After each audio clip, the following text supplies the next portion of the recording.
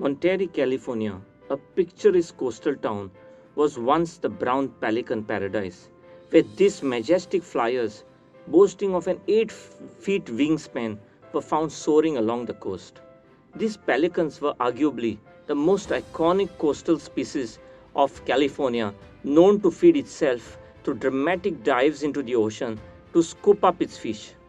Monterey, California was also blessed with a rich fish resource, namely sardines, and in 1945, 16 fish canning units operated in Monterey, employing over 5,000 people.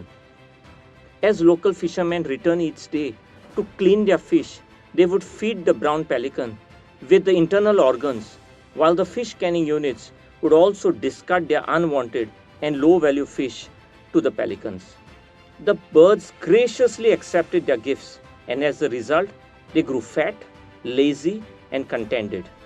Gradually, the pelicans lost their ability to plunge dive for food and even stopped migrating south. Eventually, due to rampant overfishing, there was a depletion of fish resource, which resulted in the sudden closure of all the units in the canning industry, resulting in loss of food for the brown pelicans, which then began to die of starvation as they lost their natural instinct to fish. The large number of daily brown pelican deaths worried environmentalists, scientists, research and resource agencies who hurriedly got together to find a solution.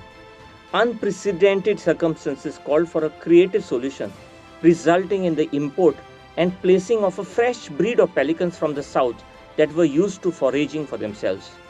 Imitating their cousins from the south, before long, every original hungry pelican in the port followed suit, and once again they learned to dive and feed for themselves.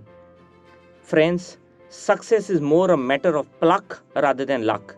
The brown pelican lost their natural instinct to scoop dive for their meals by graciously accepting free meals, and they grew lazy, fat, and contented. Likewise, most people go through life accepting whatever life dishes out to them.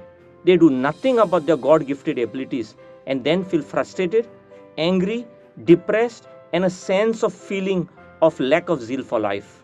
Life is a matter of choices. Life's lessons are best learned the hard way through experiences. So if you find yourself hungry for success, one of the best ways to get what you're looking for is to simply associate yourself with successful people.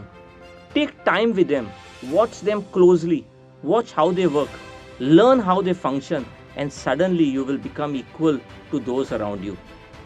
Jim Rohn, a self-made millionaire and author, says, "You are the average of 5 people you spend most time with." Greatness is contagious, so you choose your associations wisely. If you associate with eagles, you will start learning to soar like them. But if you move with wolves, you will howl like them. Therefore, be relentless, surrounding yourself with those who bring out the best in you. The science behind this is in something called as the MNS, the mirror neuron system. The mirror neuron system dates back to thousands of years and is a proven science which allows people to model the behavior of the dominant person in the tribe. In the modern world too, we model our behavior on the behavior of the people we are associated with. Associating with victims will sooner or later will cause you to become one yourself. But more importantly, being surrounded by winners will eventually make you a winner. It is far better to be alone than in an undesirable company. And so, on life's elevator, one must be so often stop on the way to the top so that they can let some people out. You will be the same in the next 5 years as you are today, except for the people you meet and the books you read. Look carefully at your closest associations because it is an indication of the direction in which you are heading. So, choose your associations wisely and soar high.